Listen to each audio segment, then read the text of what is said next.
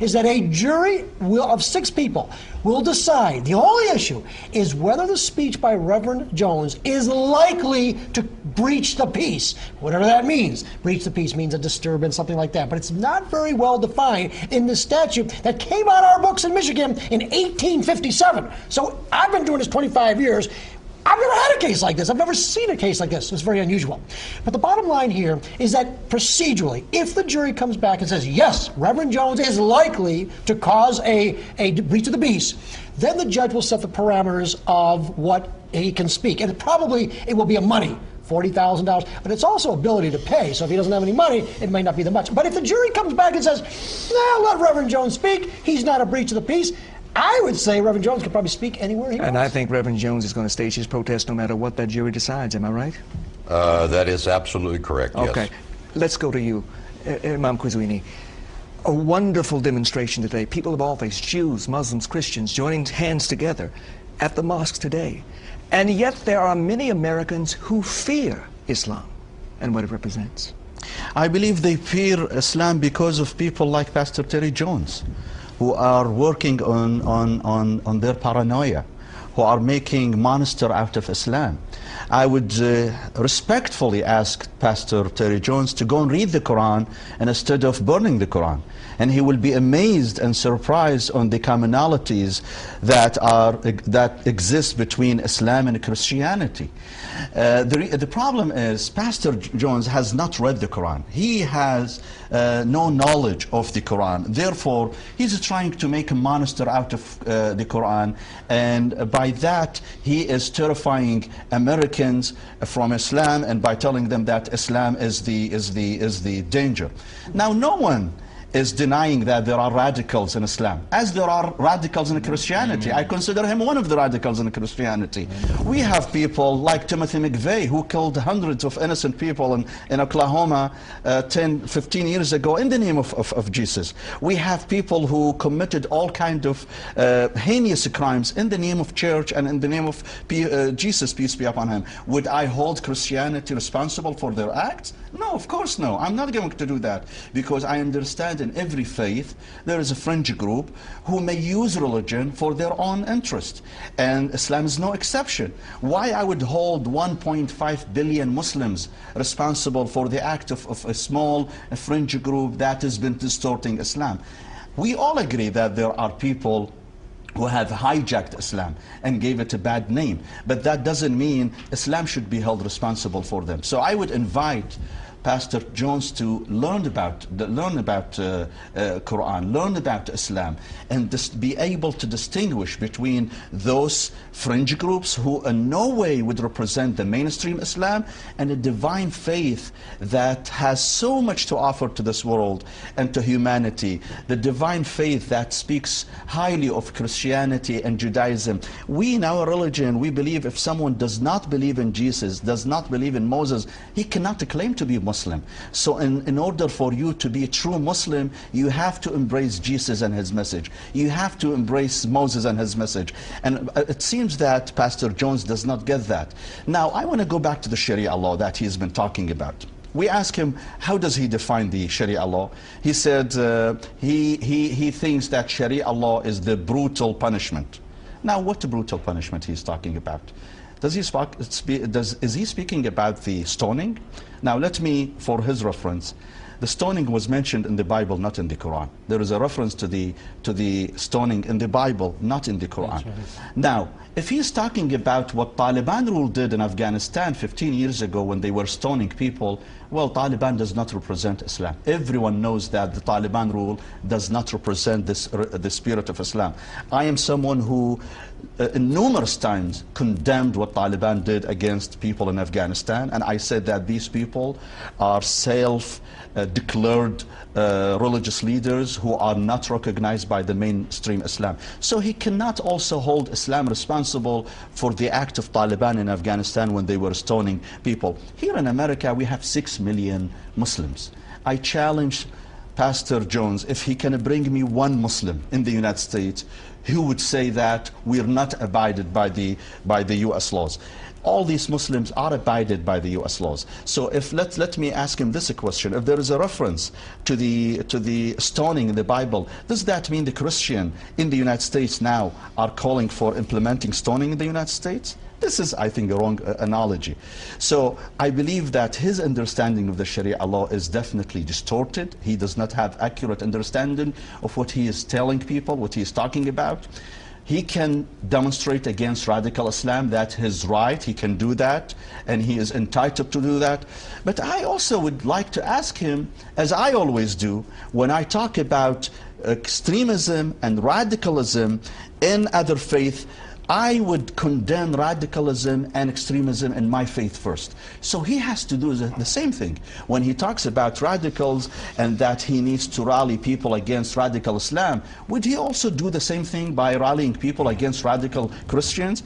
Would he tolerate those who would go and blow up abortion clinics here? What he would call them? Aren't these radicals? Why he would not speak against them?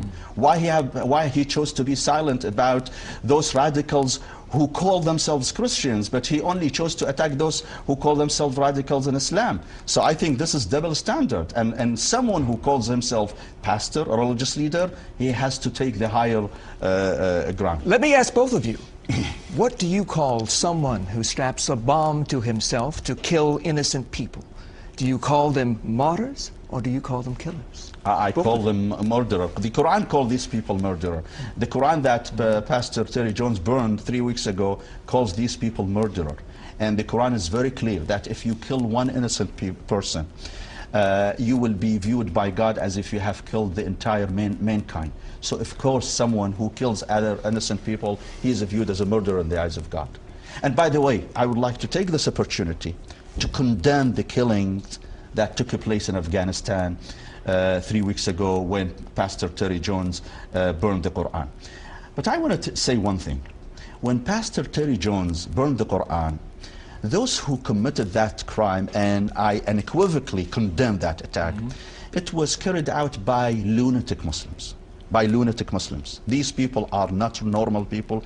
These people were lunatics. But who pushed them to do that? Someone who calls himself pastor, someone who calls himself a religious leader. He pushed them to do that. So yes, I agree that there is blood on his hand for pushing these lunatics to kill those innocent people at the United Nations headquarters in Afghanistan. And I hold him also partially responsible for these killings. Right. Okay. Reverend Jones, your response. Yeah, sure.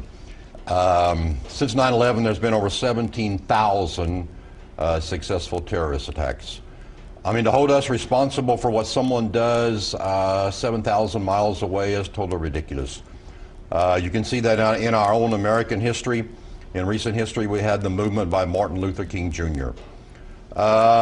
During that movement, many people were killed, but nobody would say it was Martin Luther King Jr.'s fault. I think that the Imam, I think the problem there is that they talk the talk, but they don't walk the walk. In other words, they talk all this peace, but see, there's really no proof of that. Because like, as he said, in America right now you have 7 million, you have 9 million. So of course here in America, as long as they are in the minority, of course, what are they going to say? We want to rise up, we want to take over, Islam means submission, world domination. Is that what they're going to say? He's not saying that. I didn't say did. I said they. Is that what they're going to say? No. You look at Muslim-dominated countries. See, it's not important. It's not important what a minority says in a country, as long as that minority is a minority. It is important what you're a minority and you're speaking and no one stopped you. Muslims can do the same. It is important what a minority does when it becomes a majority. How does it then treat the minority under them? And in Islam-dominated countries, in Quran-dominated countries, we do not see this peace, peace, peace. But is this what you are doing the way to treat minorities in this country? I'm not so sure it is. We'll be back with more of this discussion. Still to come on Let It Rip. It's time to hear from you, the Fox 2 viewers. This is a very emotional issue for so many people. We're going to read some of your comments when Let It Rip continues. The Fox 2 viewers continue to sound off at myfoxdetroit.com. One viewer writes, "Don't like it, Don't listen, but don't you dare try to take it away. Too many people died for this right. Another blogger says, if he is truly a man of God, then he would be looking for peace, not trying to create riots. Go back to Florida. We don't want it here. Fox 2 viewer Marie says, it is nothing but a publicity hound. Jones is ignorant about how culturally and religiously diverse our area is. Alicia King writes, I'm a Christian woman, but I would not burn their holy book, just as I would not want mine burned. There is something called respect. This man comes to Michigan to stir up trouble, and the kind of trouble that has severe consequences. Reverend Rowe, you heard Reverend Jones compare himself to Martin Luther King. Yeah, I think it's blasphemy. I think it's an absolute lie, and it's a lie on Jesus and not just on Martin Luther King and what he died for. He was nonviolent. The act of burning the Koran was a violent act. He can't duck that. The people who died, and he knew that that violence was going to happen. I think the blood is on his hands. And for him to even say the word Martin Luther King and the nonviolent movement that had to do with Martin Luther King is simply blasphemy. And, you know, it's Islamophobia. It's just right up there with racism. I tell you, this man is lying about Christianity, he's lying about Martin Luther King, and he's lying about Islam. He's not just burning the Koran, he burned the Sermon on the Mount. He burned everything I believe in when he did that, and everything that Imam believes in, and everything that Judaism believes in. And he sits here trying to protect us from a force that doesn't exist. Can you name one neighborhood in this city or in this country that is Sharia law? Can you name one person who is under Sharia law? I can't, and he can't either. He has created a fear that has nothing to be afraid of, and so that he can get attention. And we're here because the media is going to cover it, whether we're here or not. Tomorrow, though, no matter what the message is, let him sink his own ship if he's so bad. Should he be able to speak tomorrow? That's the issue for the judge. Nobody is saying that he can't speak. All we're saying is that what he's saying is a lie. Okay, but here's the thing. You can settle this night now. On Let It Rip. You can agree to tomorrow go into the mosque, join hands with the imam and the people there, and to rally for peace. He'll never do that. Will you try to do that? Of course he instead of denouncing Islam tomorrow? How could he finally do that? No, we will not. But we can invite him to come and join us against terrorism, against the radical element, against whatever he wants to call it. He can come and join us because he is the imam is against terrorism. Oh, good that he can come. Why are you at a place of peace? We thank you protesting something that doesn't exist. We thank you all for being here. We thank you for your insights, and we thank you for watching. As always, this man is insane. We thank you for watching this edition of Let It Rip.